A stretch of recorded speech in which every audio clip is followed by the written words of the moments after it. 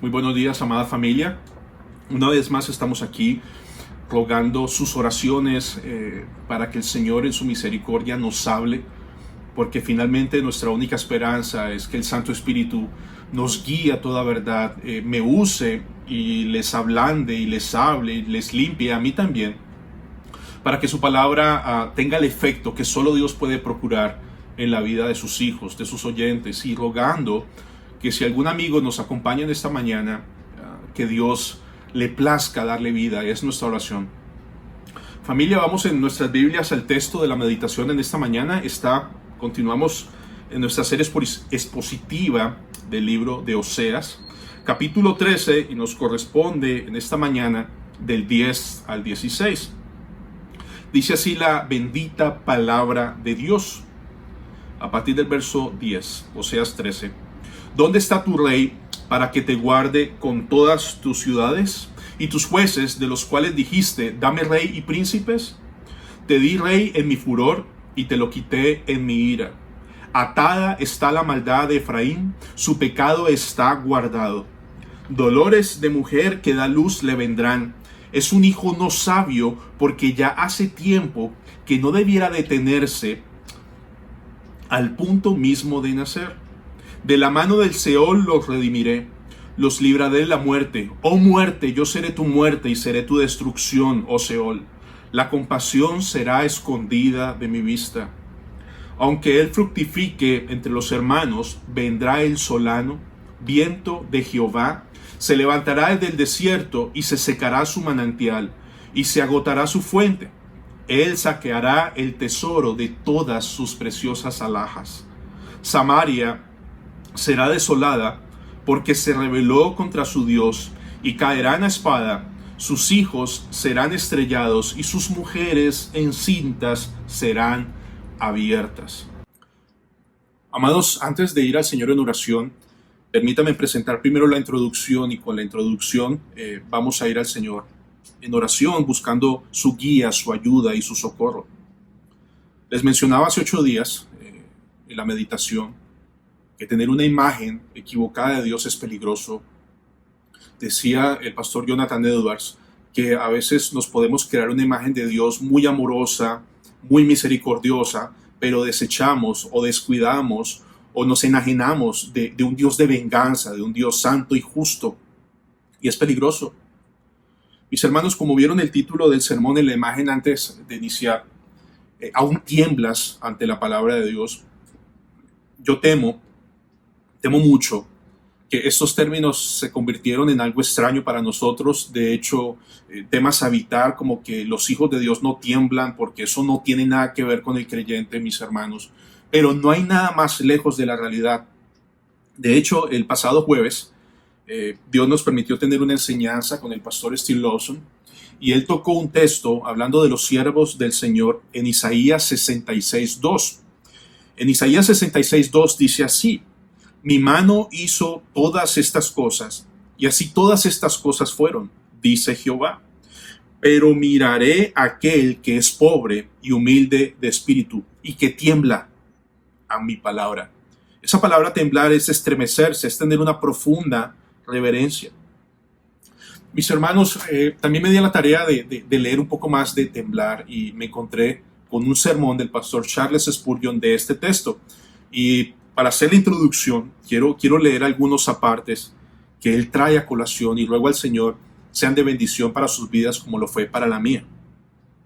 ¿Por qué tiemblan los creyentes? ¿Por qué temblamos los hijos de Dios? No temblamos porque vayamos a perdernos, dice él. Los que van a perderse no tiemblan. Los que van a perderse, los que van camino al infierno, son libres de temblores, porque dice la Biblia que no tienen congojas por su muerte, por su vigor está entero. Continúa el texto diciendo, ¿por qué el pueblo de Dios tiembla? Y nos da algunas razones. Primero, tiembla debido a la suma majestad del Señor. Tú ves textos en el Antiguo Testamento con Isaías cuando se encontró con el Señor, o la visión que tuvo Habacuc, Ezequiel, el apóstol Juan en Apocalipsis, cómo cayeron rendidos, cómo sintieron desnudados ante la presencia del Señor. Algunos pensaron que ya no podían seguir viviendo y temblaron ante la presencia del Señor. Mis hermanos, dice el pastor Spurgeon que temblamos ante el poder escudriñador de la palabra de Dios. Dice él hablando de sí mismo: puedo atestiguar personalmente acerca de la forma en que la solemne palabra de Dios hace que toda mi alma tiemble hasta su mismo centro. La palabra de Dios me ha compungido profundamente y me ha hecho preguntar: ¿soy salvo? Frente a esta pregunta, también temo que muchos piensen que es una inadecuada pregunta porque pondrían en duda la obra de Cristo. Mi hermano, muy amado, una pregunta tuya, mía, si soy salvo o no, nunca va a poner en tela de juicio la obra perfecta de Cristo, como si dependiera de lo que yo dijera o no. Pero para nosotros sí tenemos un llamado a examinarnos. ¿Soy salvo? No está mal, porque temo, como dice en los evangelios: Señor, Señor, en el último día, ¿y por qué me llaman Señor si no los conozco? Apartados de mí, malditos. Entonces, examinarse no está mal, hacerse esa pregunta no está mal. Es muy fácil, dice Spurgeon, es muy fácil dar por hecho la salvación de tu alma y sin embargo estar equivocados. No solo lo dice él, lo dice la Biblia. Es muy fácil que podamos llegar a engañarnos a nosotros mismos. Dice: es infinitamente mejor preguntar acerca de tu camino 20 veces que perderse en el camino. Y dice: no culpo al hombre que con santa ansiedad dice: ¿es así o no es así? Pues él quiere saber y estar seguro. Oh, amados, yo no lamento que ustedes tiemblen delante del fuego purificador de la verdad sagrada. Estaría más angustiado si no lo hicieran. Dice que también el pueblo del Señor tiembla ante la palabra examinadora de Dios. Hace que el hombre tiemble, hace que temblamos. Así lo hace la palabra cuando está en forma de amenazas, de advertencias. Créame, queridos amigos, las palabras de Dios acerca de la condenación de los impíos son terribles. La presentación de nuestro Cristo acerca del infierno es aterrador. El que busca consuelo, dice, el que busca consuelo a expensas de la verdad, será un insensato por sus dolores. Al final, bienaventurado será ese hombre que puede soportar la palabra de Dios cuando es trueno y fuego consumidor, y no se revela en contra de ella, sino que se inclina ante ella. Si te hace temblar la palabra de Dios, eso tenía por objetivo, hacerte temblar, dice Spurgeon. Hermanos, también dice que el que conoce rectamente al Señor tiembla también con miedo para no quebrantar la ley de Dios. Y déjenme desarrollar, de hecho leer mejor lo que dice el texto. Dice que el creyente ve cuán perfecta es la ley de Dios y cuán espiritual es y cómo abarca toda su vida. Este hombre creyente clama y dice: es alta, no puedo alcanzarla, oh Dios mío, ayúdame, te lo ruego. Él ve la ley con reverencia, admira la ley con temor sagrado, tiembla a la palabra de Dios, no porque le desagrade, sino porque no puede soportar cuán lejos está este hombre de su cumplimiento, pues no llenamos sus justas demandas. Esto es precioso, dice: él ve la ley cumplida en Cristo y allí está su paz. Pero sin embargo, la paz está mezclada con el más profundo temor. Las dos cosas van de la mano. Nuestra paz está fincada en la obra perfecta de Cristo, pero eso no significa que no veamos con reverencia, con temor y temblor su palabra. O dirá alguno: si tiembla de esa manera, demuestra que no conoce el amor de Dios. Dice Spurgeon: no, demuestra que efectivamente lo conoce. Y pasa a dar una ilustración que quiero leerles. Dicen: ¿han oído del muchacho cuyo padre le amaba profundamente? Otros muchachos le pidieron que fuera y robara en un huerto con ellos, pero él respondió: no, no iré. Ellos replicaron: tu padre no te reprenderá, ni te pegará. Puedes venir sin problema alguno. A esto él respondió: ¿qué? ¿Piensan que porque mi padre me ama, por eso yo le afligiré? No, yo lo amo y amo hacer lo que él desea que yo haga. Debido a que él me ama, temo enfadarlo. Dice Spurgeon: esto es semejante al Hijo de Dios. Entre más conoce el amor de Dios, más tiembla al pensar que puede ofender al Dios Altísimo. Y finalmente, antes de ir a la oración, a orar al Santo Dios, él habla de los indiferentes, aquellos que creen que son salvos y no lo son, y los describe, y quiero leérselos. Dice, contamos entre nosotros con una clase de personas que causa gran angustia a mi corazón, dice Spurgeon. No es probable que se burlen de la palabra de Dios, pero no tiene poder sobre ellos. No la escarnecen, pero no se alimentan de ella. Tienen el suficiente tacto y sentido para no convertirse en infieles, descarados, pero no dan la debida importancia a la verdad que aceptan. El libro de Dios permanece en sus casas honrado, pero sin ser leído. No se preocupan de ir a escuchar las explicaciones acerca de su significado, o si por pura costumbre asisten con regularidad a la casa de Dios, oyen el evangelio, pero les entra por un oído y les sale por el otro. No hay consideración práctica para ella. No le dan ningún peso, no la escudriñan, no la meditan, no la aplican a su conciencia ni a su vida diaria. Los que descuidan la gran salvación no pueden ser descritos como que tiemblan a su palabra. Ponen de lejos de sí una consideración de la ley del Altísimo y viven como si se les hubiera otorgado licencia para hacer lo que se les da la gana. Oh amigos, las almas indiferentes no pueden ser contadas con las que tiemblan a la palabra de Dios. Con estos pensamientos en mente, espero el Señor nos ayude a orar de una mejor manera antes de ir al libro de Oseas. Vamos a orar, mi amada familia en el Señor. Amado Padre Celestial, de verdad muchas gracias por Cristo. Señor, gracias por darnos una esperanza de vida. Gracias por darnos una salvación tan preciosa. En esta mañana, Señor, es mi ruego. Yo no quiero hacer esto, ni nada de lo que hagamos en ese servicio, porque tenemos que cumplir o presentar un producto o llenar un espacio. No. Padre, hoy es un día de salvación. Hoy es un día que solo tú puedes derramar salvación y vida eterna. Solo tú puedes restaurar y hacernos temblar a tu palabra. Señor, que mis hermanos peleen conmigo si yo digo algo indebido. Pero si hoy hablamos conforme a tu palabra, que ellos entiendan finalmente que su pelea es con el Santo Dios. Y no hay quien le gane a nuestro Dios, de ninguna manera. Señor, ten compasión de nosotros en esta mañana, desde el más pequeño hasta el más grande. Derriba nuestros argumentos necios porque se levantan con fuerza.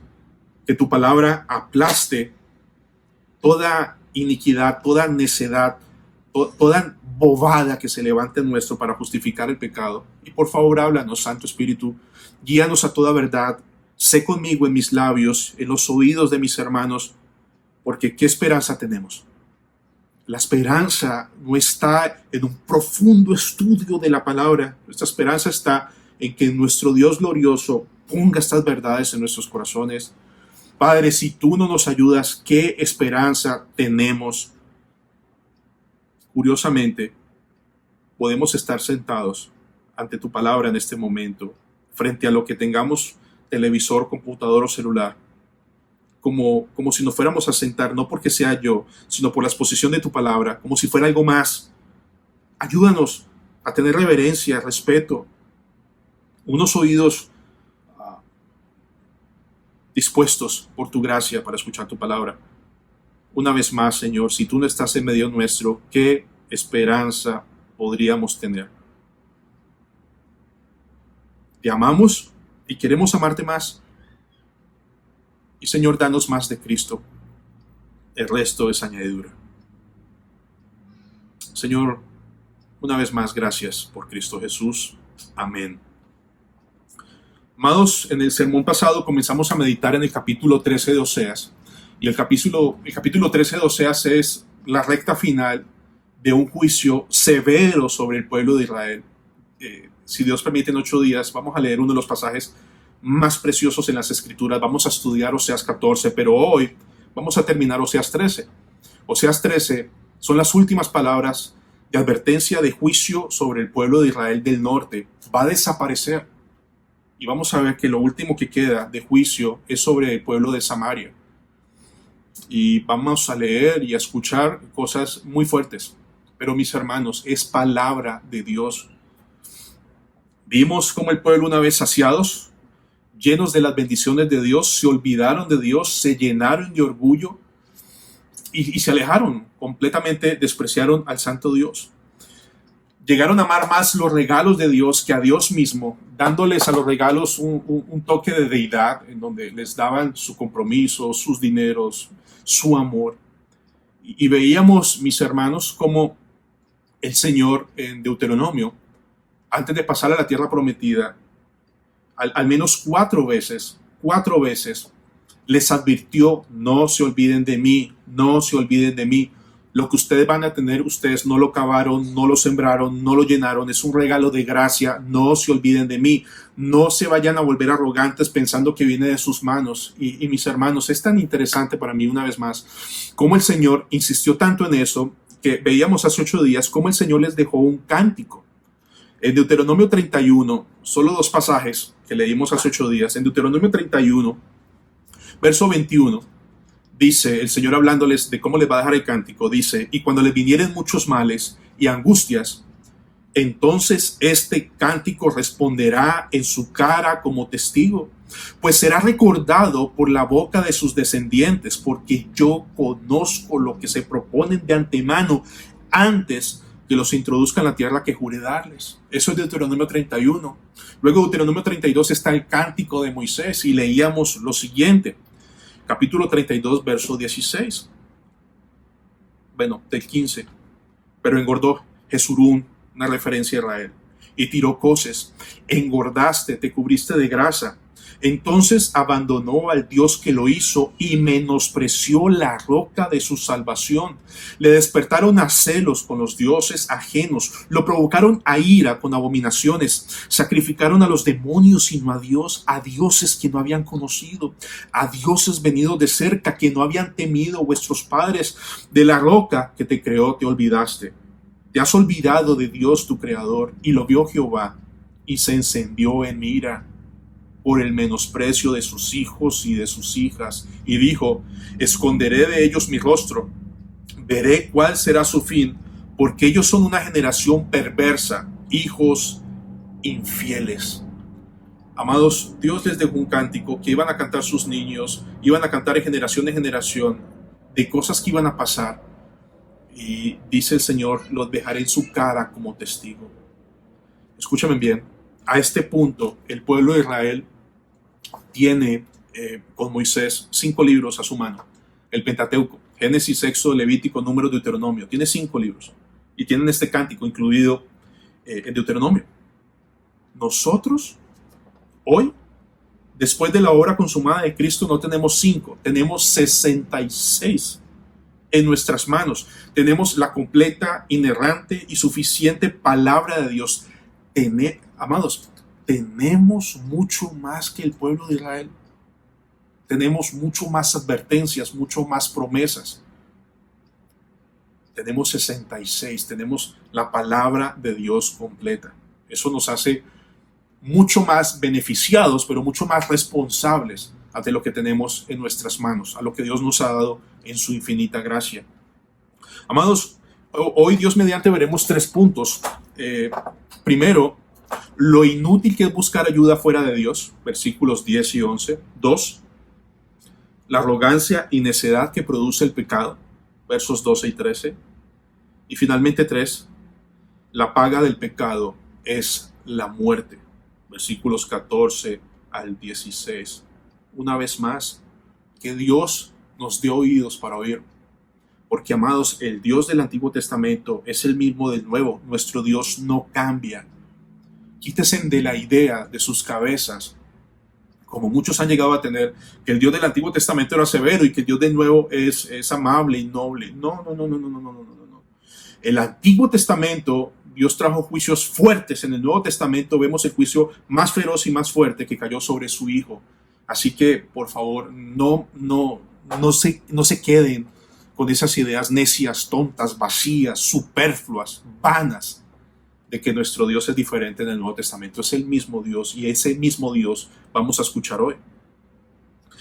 Primer punto, lo inútil, lo vacío, lo necio, que es buscar ayuda fuera de Dios. Versículos del capítulo 13, versículos 10 y 11.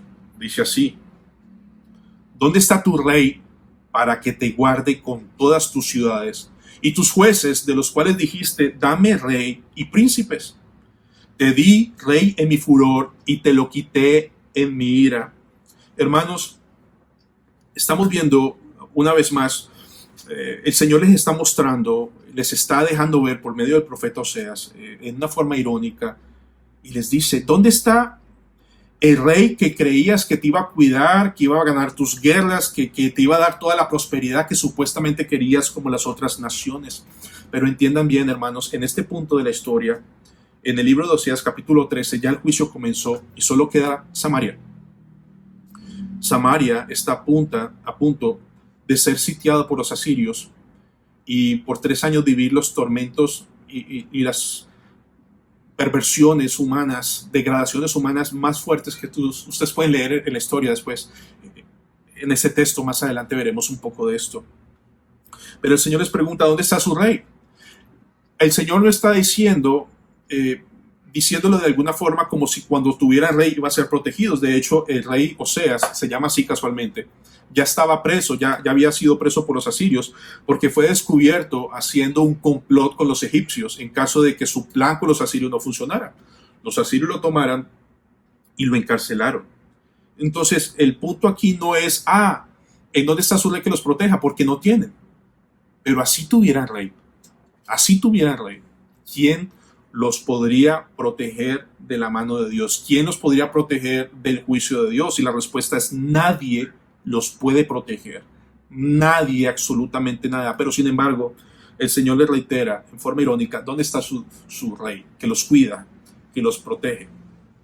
De hecho, si algo es característico de los reyes del norte, del pueblo de Israel, más o menos fueron 20 después de Salomón, después de que se dio el reino del norte y del sur. La característica de los reyes del norte fue la siguiente: e hicieron lo malo ante los ojos de Jehová. Algunos, y este fue peor que su padre, e hicieron lo malo ante los ojos de Jehová. Oseas 8:4 nos dice de estos reyes. Oseas 8:4 dice, el pueblo, ¿no? Ellos establecieron reyes, pero no escogidos por mí. Constituyeron príncipes, mas yo no lo supe. De su plata y de su oro hicieron ídolos para sí, para ellos mismos ser destruidos. Hermanos, el Señor continúa diciendo: ¿dónde está tu rey? El versículo 11 dice: te di rey en mi furor y te lo quité en mi ira. De hecho, el establecer rey en Israel nos recuerda al primer libro de Samuel, capítulo 8. ¿Recuerdan cuando los ancianos de Israel fueron a buscar a Samuel y le dijeron: Samuel, tú estás muy viejo, tus hijos se han corrompido como jueces? Eso dice el texto. Y le hacen una propuesta: queremos tener un rey como las demás naciones.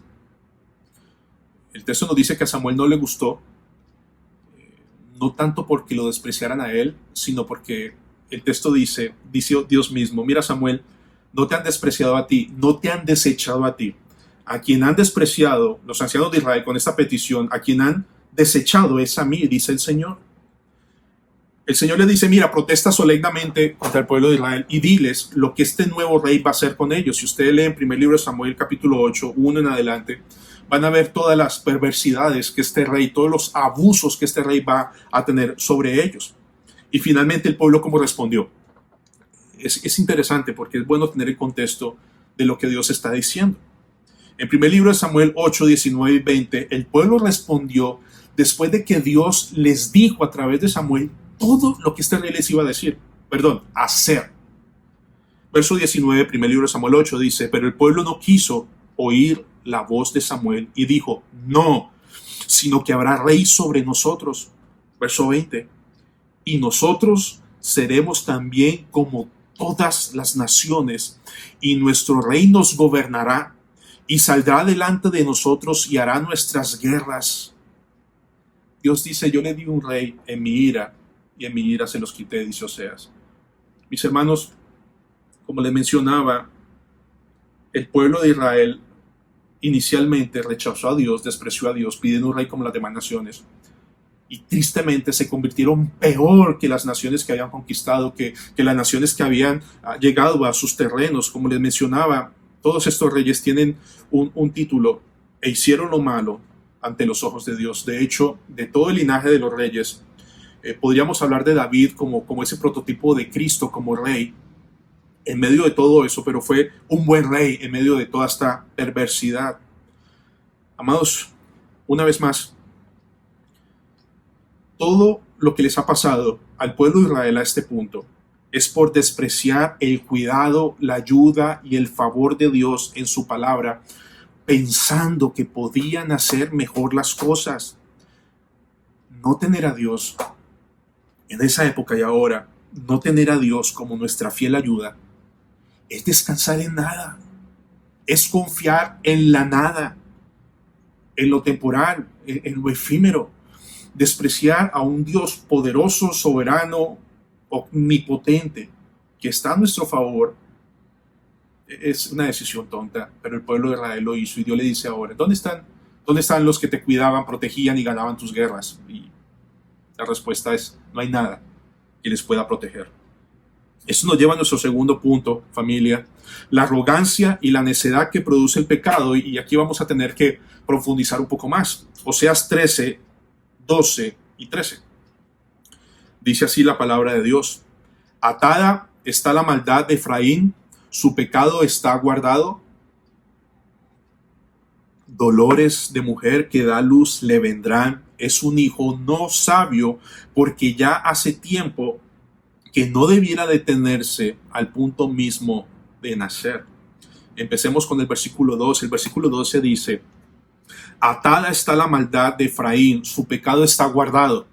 La NTV nos da un poco más de luz. Dice: la culpa de Efraín ha sido reunida y su pecado almacenado para el castigo. Amados, escuchen muy bien, les ruego. Hay dos cosas que Dios les deja en claro. Uno, Dios ha recogido todas las pruebas, las ha puesto en su cara. En todo el libro de Oseas hemos visto cómo Dios trae prueba tras prueba de lo que han hecho. No solamente lo que han hecho, sino el desprecio de Dios. Y Dios puso todas estas pruebas. Y como no ha habido arrepentimiento, todos esos pecados lo que han hecho es acumularse, acumularse, acumularse. Dios no los ha olvidado. No solamente reunió las pruebas, sino que fueron acumuladas y llegó el día del juicio. Como dice el Señor, por un corazón no arrepentido atesoran ira para el día de la ira. Entonces estamos viendo en el pueblo de Israel que Dios traía profetas, llamaba al arrepentimiento y hemos visto que lo trataban de loco, con desprecio. Es de no creer, familias, es de no creer. Pero el Señor dice, aquí están todas las pruebas, aquí está acumulada todo el pecado, llegó la hora de hacerlo. Ahora, escuchen bien, familia, miren, este periodo de acumulación o este almacenaje de pecados que Dios está trayendo no significa, no sugiere que Dios fue alcahueta con el pueblo. O sea, que Dios tuvo mucho tiempo esperando y esperando y esperando como si fuera, como alguien alcahueta, permitiendo que se hagan muchas cosas y él en silencio no. Llegó la hora de traerlas y acumularlas. Lo que hace manifiesto el texto para nosotros es lo que dice la Biblia. Dios es lento para la ira y grande en misericordia. El hecho de que sea lento para la ira no dice que algún día no pueda llegar. Y llegó. Y estaba acumulado. Israel gozó de mucho tiempo de la tardanza de la llegada de la ira de Dios. Como les mencionaba, Dios mandaba mensajeros, profetas, enseñanzas, advertencias, y el pueblo despreció. ¿Por qué? Porque Israel asumió que Dios nunca cumpliría sus advertencias. Y eso nos puede pasar a muchos de nosotros. Dice Eclesiastés que porque la disciplina no llega pronto, el hombre se inclinaba a hacer el mal. Amados, no pretendamos, se los ruego, no pretendamos que porque no ha llegado el justo pago o no ha llegado la justa disciplina sobre nuestros hechos, quiere decir que la misericordia de Dios fue grandísima y que eso quedó atrás. No.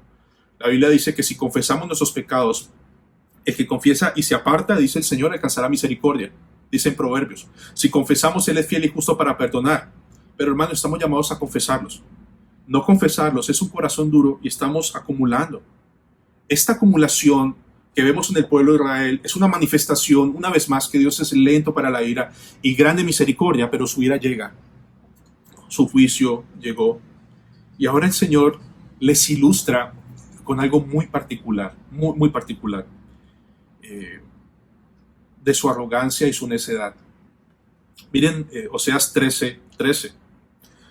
Dolores de mujer que da luz le vendrán.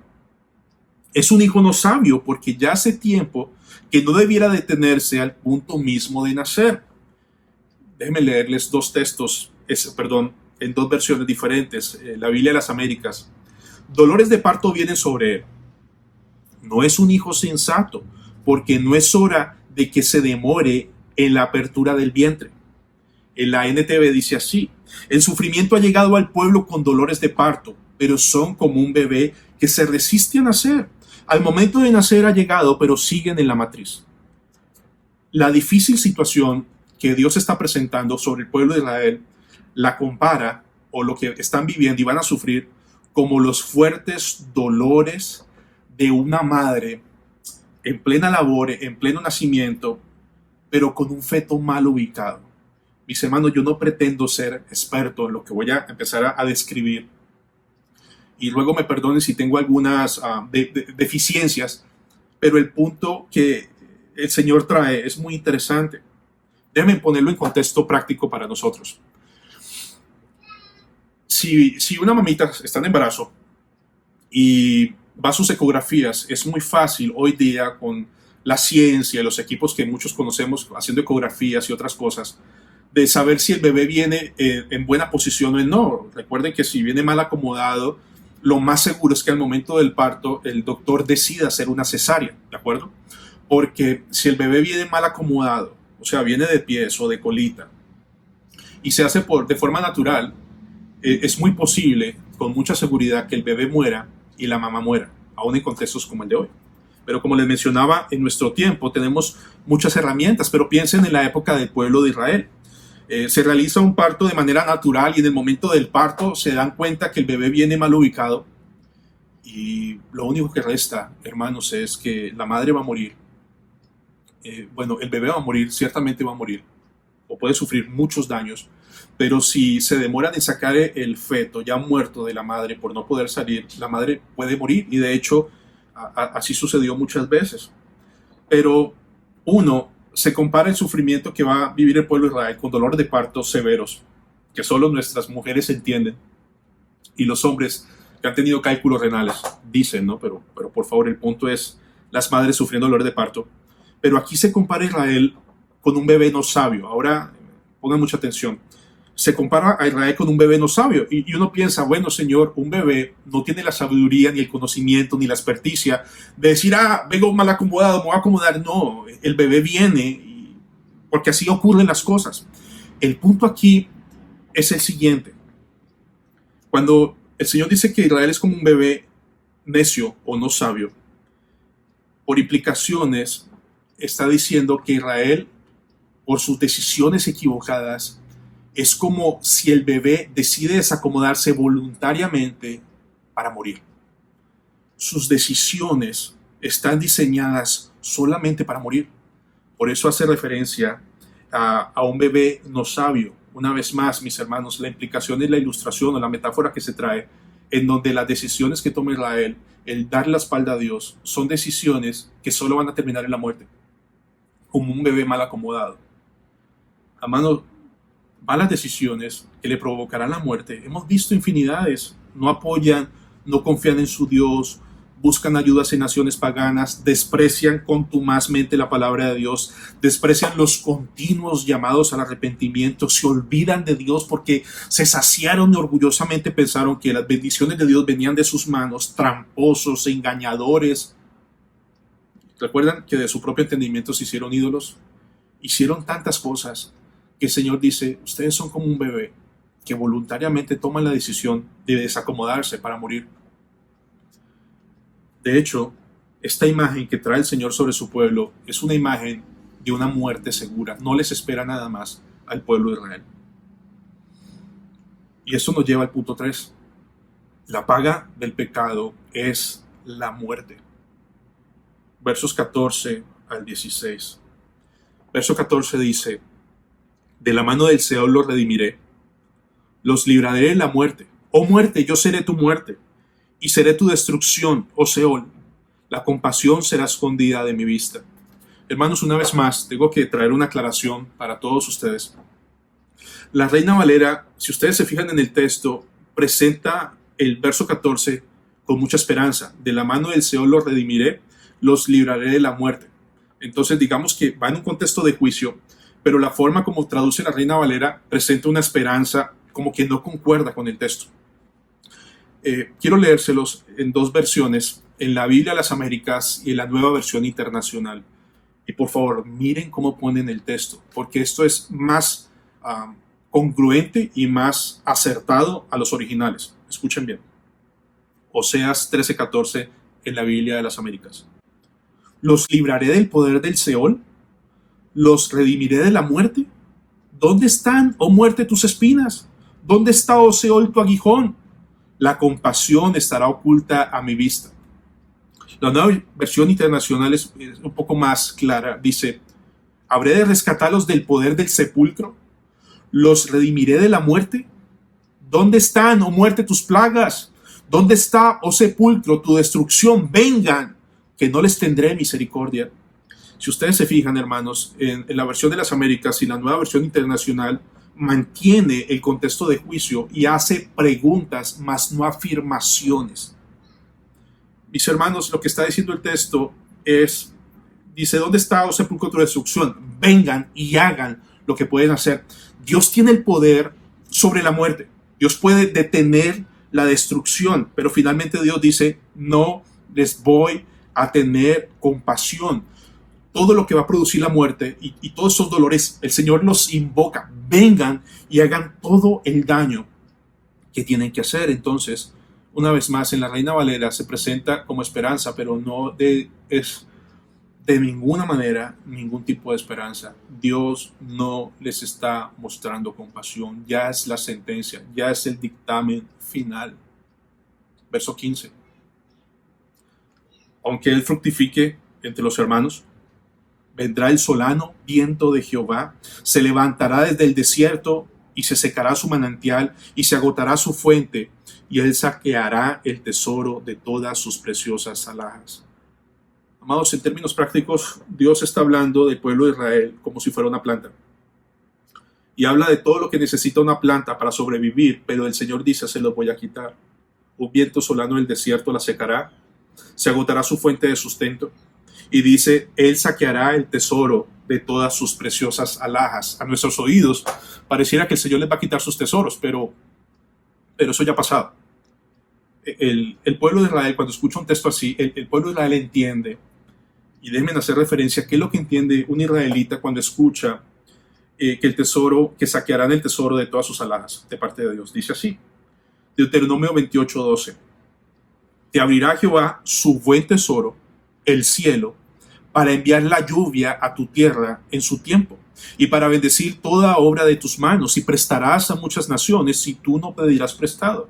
Es decir, que el precioso tesoro que va a ser saqueado es que el Señor les está diciendo, un viento solano los va a secar, se acaba su manantial y no les voy a dar más lluvia. Hermanos, a pueblos que viven de la agricultura, la lluvia es un tesoro en el contexto del pueblo de Israel. Y dice, ya no tendrán más regalos míos, se los voy a quitar. No hay más provisión.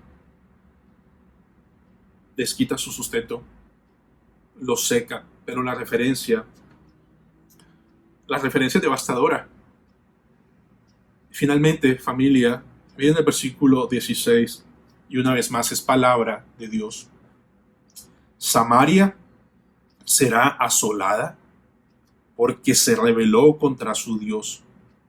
Caerán a espada, sus niños serán estrellados, sus mujeres encintas serán abiertas. Y quiero dejar muy en claro que este texto no es una comparación o un símil o una ilustración, no, este texto es real. Lo que está anunciando el texto es el juicio final que Dios trae por medio de los asirios a Samaria. Caerán a espada, sus hijos serán estrellados y sus mujeres encintas serán abiertas. Hermanos, como les mencionaba al principio, lo que queda del pueblo del norte es Samaria. El pueblo asirio viene y los encierra. Y esta costumbre, que es dura de leer, de abrirles el vientre a las madres embarazadas y sacar sus bebés, hay dos textos en la Biblia que lo mencionan. Quiero traer uno a colación. Eso que vamos a leer lo hizo un rey del norte de Israel. O sea, no fue un asunto ajeno. Lo hizo un rey del norte en este periodo de tiempo de corrupción. Segunda de Reyes 15:16 dice: entonces Manahem fue rey, saqueó a Tifsa y a todos los que estaban en ella, y también sus alrededores desde Tirsa. La saqueó porque no le habían abierto las puertas, y abrió el vientre de todas sus mujeres que estaban encintas. Mis hermanos, esto fue exactamente lo que pasó cuando el pueblo de Israel en Samaria fue sitiado por los asirios. Quiero leerles de la misma palabra de Dios qué va a pasar en ese sitio, profetizado por el Señor en Deuteronomio. Deuteronomio 28:47. Es importante leer, porque eso nos debe poner a temblar. Dios cumple lo que promete. Sus advertencias son sí y amén, como sus promesas. Deuteronomio 28:47 dice: por cuanto no serviste a Jehová tu Dios con alegría y con gozo de corazón, por la abundancia de todas las cosas, servirás por tanto a tus enemigos que enviare Jehová contra ti, con hambre y con sed y con desnudez y con falta de todas las cosas, y él pondrá yugo de hierro sobre tu cuello hasta destruirte. Verso 49. Jehová traerá contra ti una nación de lejos, del extremo de la tierra, que vuele como el águila, nación cuya lengua no entiendas, gente fiera de rostro, que no tendrá respeto al anciano, ni perdonará al niño. Y comerá el fruto de tu bestia y el fruto de tu tierra hasta que perezcas. Y no te dejará grano, ni mosto, ni aceite, ni la cría de tus vacas, ni los rebaños de tus ovejas hasta destruirte. Verso 52. Pondrás sitio a todas tus ciudades, hasta que caigan tus muros altos y fortificados en que tú confías. En toda tu tierra sitiará, pues, todas tus ciudades y toda la tierra que Jehová tu Dios te hubiere dado. En el sitio que va a pasar, verso 53. Y comerás el fruto de tu vientre y la carne de tus hijos y de tus hijas que Jehová tu Dios te dio, en el sitio y en el apuro con que te angustiará al enemigo. Amados, eso pasó. El pueblo de Samaria, en sitio del hambre, se comieron a sus hijos. De eso hablamos en unos sermones anteriores, del hambre, del juicio. Amados, la paga del pecado es la muerte. Lo que estamos viendo finalmente del juicio de Dios no es un acto caprichoso, es que la lenta ira de Dios llegó y su grande misericordia fue arrogantemente despreciada. Dios no cambia, no será ni es diferente hoy día, porque Dios es inmutable. Pareciera resonar en nuestros oídos que gracias a Dios eso pasó atrás. Mis hermanos, va a llegar un día donde estar sitiado va a ser nada. Dice en Apocalipsis, ahí mismo en Oseas, que cuando llegue el día del juicio final, muchos van a querer que montañas caigan encima de ellos. Estamos vivos hoy, por favor. Hoy estamos vivos tú y yo por la misericordia de Dios. Hoy tuvimos un desayuno, tenemos un servicio, una transmisión, un internet, todo lo que gozamos por la misericordia de Dios. Porque si Dios nos pagara conforme merecemos, no estaríamos vivos, ninguno de nosotros.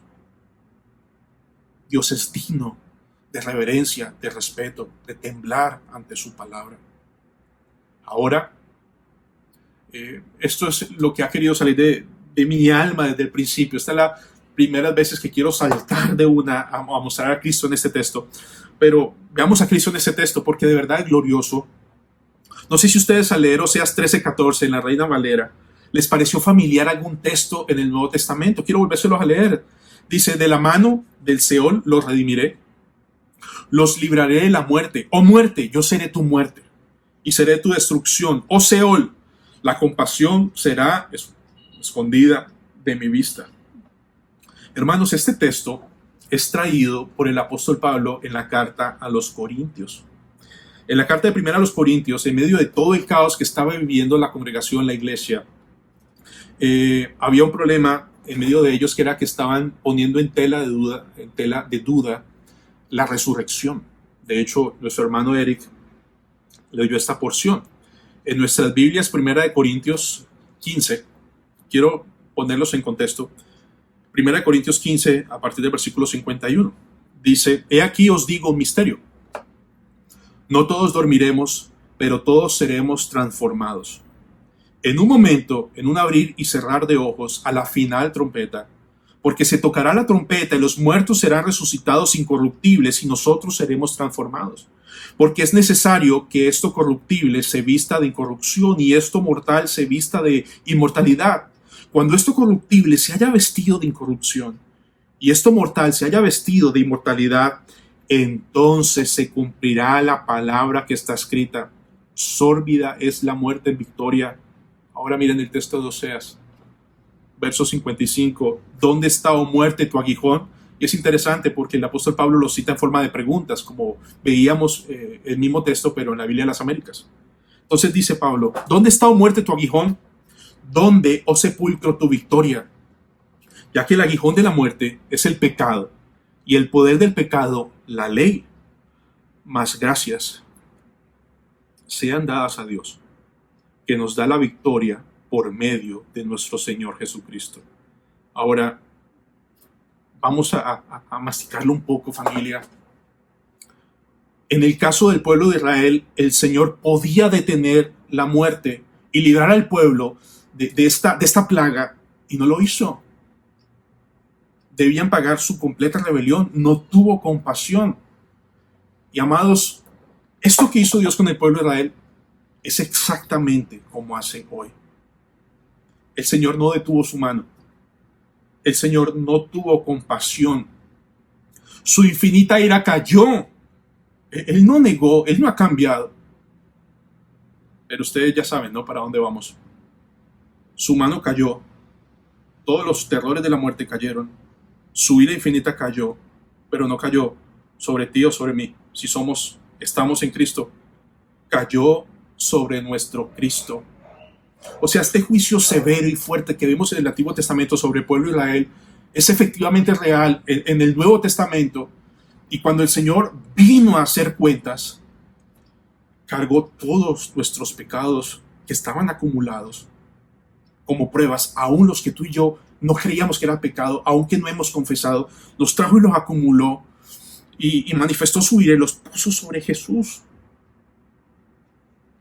Para los que creen y se han arrepentido, hermanos, esto es para los que por gracia en Cristo Jesús nos hemos arrepentido de nuestros pecados, hemos ido al Señor en fe. Entonces el Señor en el Nuevo Testamento, en Cristo, trajo el mismo juicio, la misma paga, pero cayó sobre Cristo. No ha cambiado. Ahora, el apóstol Pablo, inspirado por el Espíritu Santo, hablando de la resurrección, hace una pregunta. ¿Dónde está, oh muerte, tu aguijón? ¿Dónde está, sepulcro, tu victoria? Ya que el aguijón de la muerte es el pecado y el poder del pecado de la ley. Verso 57. Más gracias sean dadas a Dios. Gracias sean dadas a Dios, porque lo que tú y yo merecíamos justamente no cayó sobre nosotros, pero sí cayó sobre alguien, el justo, por los injustos. Mas damos gracias a Dios que nos da la victoria por medio de nuestro Señor Jesucristo. Toda la justa retribución que merecían nuestros pecados cayó sobre nuestro Cristo. No fue gratis. Hermanos, si esto es verdad, esta verdad es verdad que el juicio eterno de Dios cayó sobre nuestro Cristo. Ahora esto nos permite vivir con ligereza, sin ningún tipo de reverencia. No, amados, Es la obra de Cristo imputada a nuestro favor, es el Espíritu Santo que nos convence y nos pone a temblar. No porque perdemos la salvación, sino cómo vamos a ofender a un Dios tan bueno, tan santo. Vemos ese juicio horrendo sobre el pueblo de Israel del Antiguo Testamento, pero ese juicio más horrendo aún sobre un inocente, sobre su hijo, cayó, para que ahora demos gracias a Dios que tenemos la victoria por medio de nuestro Señor Jesucristo. Mis hermanos, las gracias no son a ti, las gracias no son a tu buen testimonio, las gracias no son a tus buenas obras, las gracias no son a lo que tú quieras. Las únicas gracias solemnes, suficientes es para nuestro Cristo. Gracias sean a Él. ¿Saben qué dice Romanos 6:23? Porque la paga del pecado es la muerte, como vimos en nuestro texto. La paga del pecado es la muerte, más la dádiva. El regalo de Dios es vida eterna en Cristo Jesús, Señor nuestro. El castigo llegó y cayó con toda la furia. Ese sitio de Samaria, con mucho respeto lo digo, es nada frente a lo que sufrió nuestro Señor Jesucristo en la cruz de Calvario. Y dice, mira, la paga del pecado es la muerte. Todos tenemos eso clarísimo, pero dice, mala dádiva, más el regalo de Dios para tu vida es la vida eterna en Cristo Jesús, Señor nuestro. Oh, amados, qué gozo, qué alegría es poder decir en esta mañana, porque para mí el vivir es Cristo y el morir es ganancia. Amados, una vez más, Dios no ha cambiado. Lo que recibió el pueblo de Israel en este tiempo, por toda nuestra acumulación de pecados. Hermanos, nosotros lo que aportamos fue pruebas, necedades, miserias. Odiábamos a Dios, muertos en delitos y pecados, nos revolcábamos en inmundicias. Y todo eso el Señor voluntariamente fue a la cruz y lo tomó. Y el pecado fue expiado con una cruente muerte de cruz en nuestro Salvador, y la ira de Dios cayó sobre nuestro Señor, para que ahora el Señor nos diga, mira, la paga del pecado es la muerte, mas la dádiva, el regalo de Dios para nosotros hoy, es vida eterna en Cristo Jesús, Señor nuestro. Es como el niño que veíamos al principio, cómo queremos ofender a un Padre que nos ama tanto, que no escatimó a su propio Hijo para darnos vida y vida en abundancia. Porque para mí el vivir es Cristo y el morir es ganancia. Amados que me escuchan, no tenemos que tenerle miedo a la muerte, porque la paga del pecado es la muerte, y esa muerte por el pecado ya la tuvo Cristo Jesús. La muerte para nosotros como creyentes es la entrada gloriosa a la vida eterna. Hablo por muchos. Una de las cosas que más anhelo en mi corazón, con toda mi alma, y esta es una petición de oración, es el día en que yo parta, o que el Señor regrese y que nunca más le volvamos a ofender, porque seguimos. Amados, que no seamos contumaces, que no seamos ligeros, que no pensemos que el juicio de Dios o que su disciplina no actúa. Dios es lento para la ira y grande en misericordia, pero el que sea lento no quiere decir que no llegue. Una vez más, su misericordia está disponible, diciéndote a ti hoy, mira, la paga del pecado de la muerte, más el regalo de Dios para nosotros es vida eterna en Cristo Jesús, Señor nuestro. Quiera el Señor de verdad que entendamos por su gracia, que temblemos de gracias, de gozo, que lo que merecían nuestros pecados, Cristo lo pagó ya, una vez y para siempre.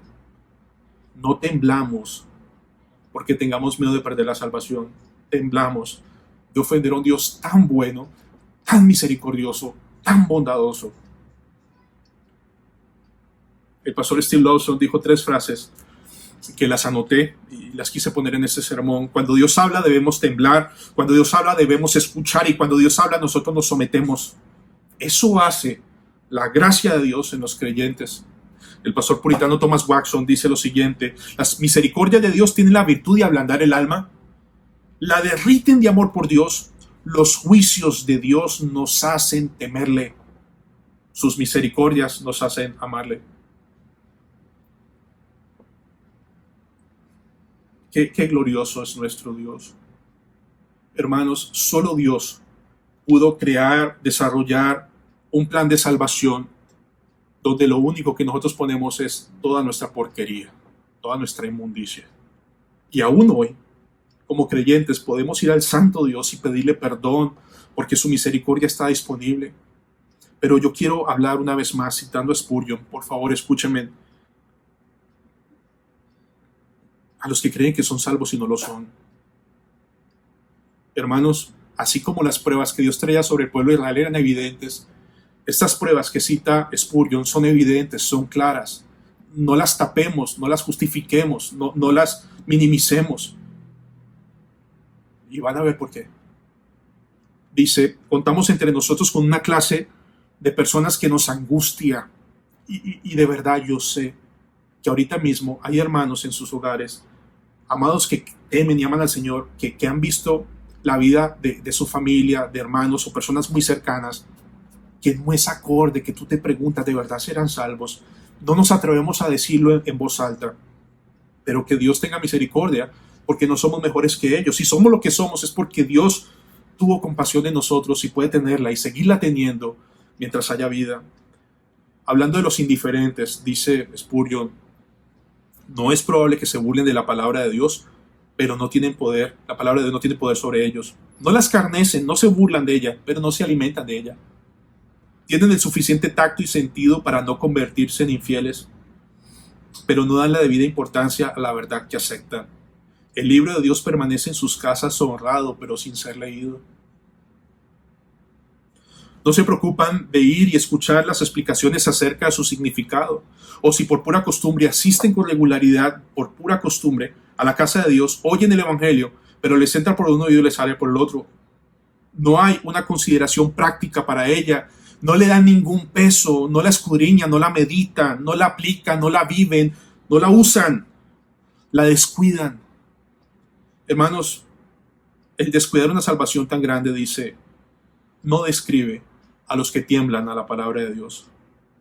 Sigue diciendo Spurgeon, ponen de lejos de sí una consideración de la ley del Altísimo y viven como si les hubiera otorgado una licencia para actuar como se les da la gana. Oh amigos, las almas indiferentes no pueden ser contadas en los que tiemblan ante la palabra de Dios.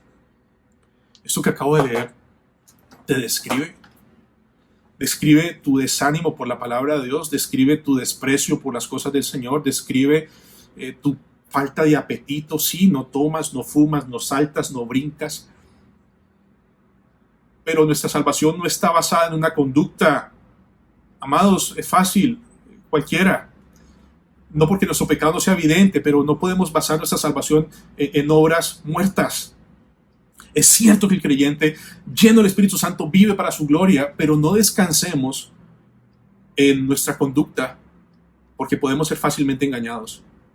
Nuestra única confianza para nuestra salvación es en lo que hizo Cristo en la perfecta cruz. No hay un ápice de confianza en nosotros, sino en lo que ya fue hecho. Porque aún, hermanos, si nos examinamos ahora mismo, vamos a encontrar faltas, vamos a encontrar motivos de ir a arrepentimiento al Señor. Una vez más, te suplico, yo ruego al Señor que no estemos aquí solo por llenar un espacio. El pastor David Green, cada vez que habla, Javier, cuando vas a enseñar, hay un grito desesperado de almas que van camino al infierno, hermanos que creen que son salvos y no lo son, y hay que hablar desesperados. No me importa que juzguen si esto fue un magnífico o no sermón, escúchenme, es tiempo de examinarnos y mirar si somos esos indiferentes, y que tú puedas decir hoy sean dadas gracias a Dios que nos dio la victoria por medio de nuestro Señor Jesucristo, porque podemos ir a Él en arrepentimiento y fe. No importa la inmundicia, no importa lo sucio, lo oscuro que hayas vivido. No hay ninguna diferencia entre lo que hemos hecho nosotros y el pueblo de Israel. No se sientan mejores que ellos. Si tú no te arrepientes, hoy que estás vivo y tienes oportunidad, y huyes y corres a los pies de Cristo sabiendo que Él no te desecha a nadie, como veíamos hace 8 días, el león de Judá va a regresar o a proteger a sus hijos o a despedazar a los que le despreciaron continuamente. Como bien decía Spurgeon, y me adhiero a ello, no está mal, no es incorrecto, es sano. Pregúntate, ¿de verdad eres salvo?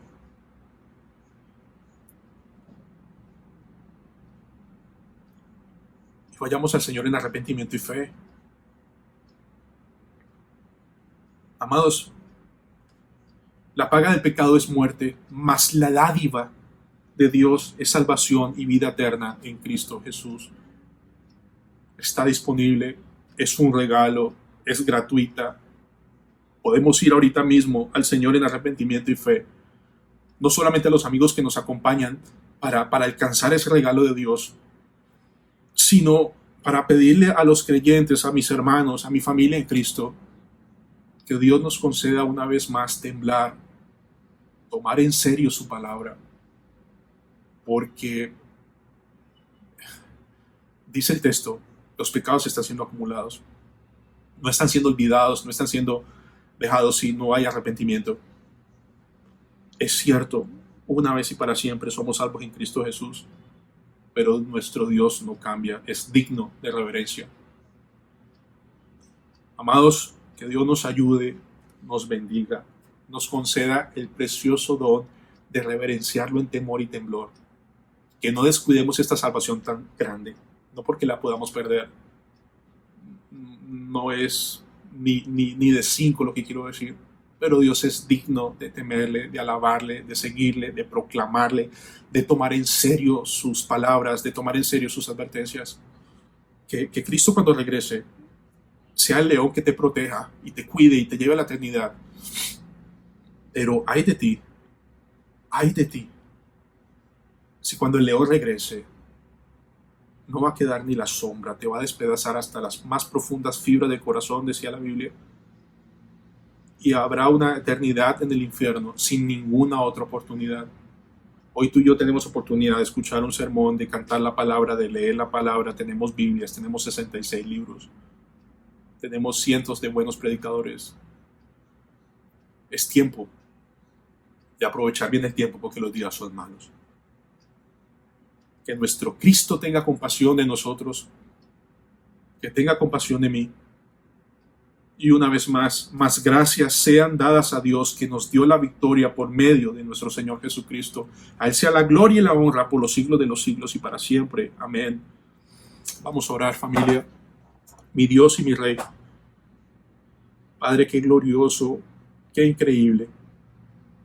No me cabe en la mente, y seguro a mis hermanos también, porque a nosotros, ¿cómo es posible que todos nosotros viviendo vidas tan inmundas, tan miserables, tan desleales, tú decidiste amarnos? Y no solamente amarnos, sino enviar a tu Hijo en propiciación por nuestros pecados. Y aparte de todo, derramar la ira que era sobre nosotros, sobre Él, e imputarnos su vida perfecta a nuestro nombre, para que ahorita mismo tú me veas perfecto a tus ojos. ¿Quién entiende eso? Pero me adhiero a tu palabra que dice, más gracias sean a Dios por su Hijo, más gracias sean a Dios por Cristo Jesús. Por Él estamos aquí. Que Dios nos libre de argumentaciones, de presunciones, de orgullo, porque todos los que estamos escuchando aquí aún seguimos batallando con miles de miserias. Pero tú eres bueno y nos dices, vengan. Y así como el pueblo de Israel muchas veces nos das oportunidades y hoy nos la brindas una vez más, vengan. Y si sus pecados fueren rojos como el carmesí, yo hoy los hago blancos como la nieve. Vengan, que no los echo fuera, vengan, que me deleito en perdonar. Padre, concédenos pasión por ser santos, temblar a tu palabra, no solo en reverencia, sino de gozo y alegría, y que demos gracias al único que es digno de dar gracias, a Cristo Jesús. Que la gloria y la honra sean solo para ti. Y como decía nuestro pastor David Green en esta semana, que las palabras débiles y necias de mi boca sean paja y tu viento las espante, pero lo que sea sólido y firme, conforme a tu palabra, guárdalos, acincélalo en nuestros corazones y permítenos disfrutar y vivir en esa victoria que ya Cristo nos dio en la cruz, honrándote y reverenciándote, no siendo ligeros ni sinvergüenzas, porque así viven los indiferentes. Oh Señor, ayúdanos. En el nombre de Cristo Jesús. Amén. Dios les bendiga, familia.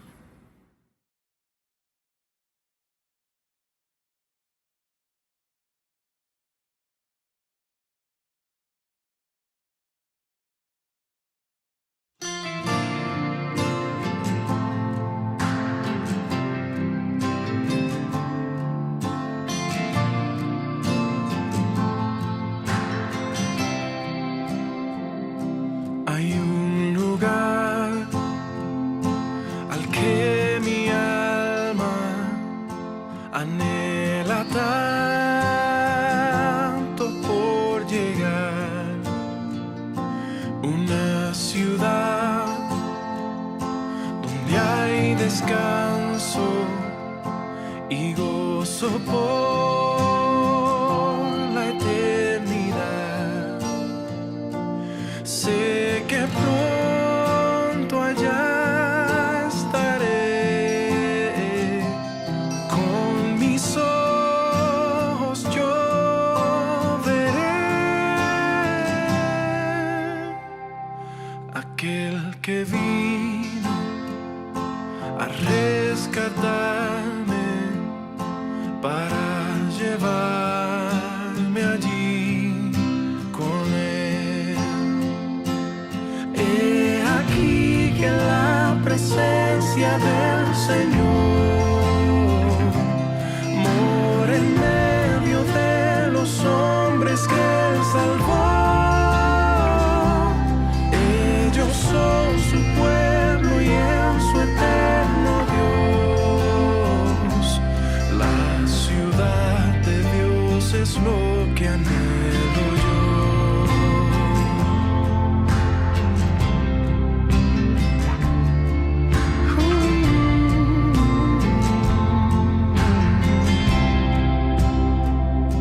Hay un lugar resplandeciente donde no hay más oscuridad, no existe más un enemigo, se vive en plena libertad, santa y dulce comunión, sin vergüenza ni temor, pues su justicia cubre por siempre mi pecado y corrupción.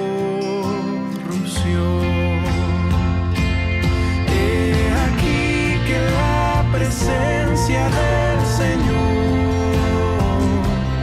mora en medio de los hombres que Él salvó. Ellos son su pueblo y en su eterno Dios. La ciudad de Dios